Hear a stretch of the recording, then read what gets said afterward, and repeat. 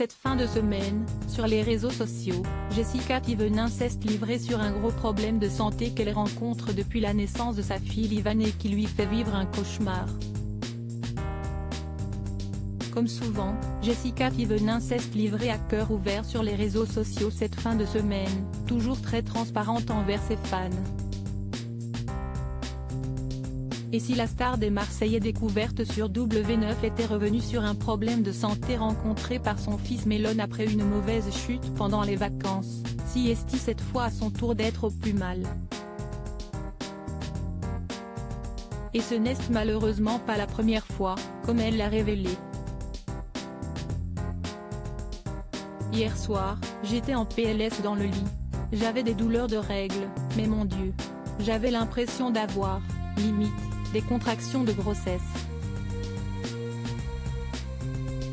J'étais vraiment mal, a raconté cette mère de famille de 33 ans installée à Dubaï, liant son état à l'arrivée de sa petite Livan en août 2021, née de ses amours avec son mari Thibaut Garcia.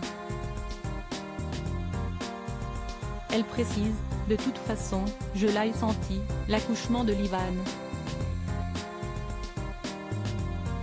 Quand mon utérus s'est remis en place, je m'arrachais la tête, c'était plus dur que mon accouchement. C'était horrible. J'étais en néonat à côté de ma fille, j'avais des contractions comme quand tu accouches. Et ça a continué avec mes règles tous les mois. Je vis un peu un cauchemar.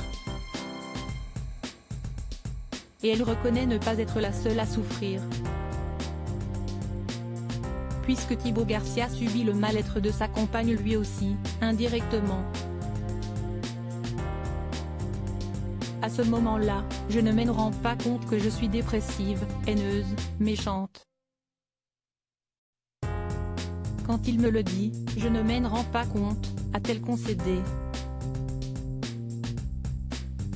Si l'état de santé de Jessica Thivenin la préoccupe actuellement, il faut rappeler que la venue au monde de Livan n'avait pas été de tout repos et s'ajoutait au tracas lié à la malformation de Melon.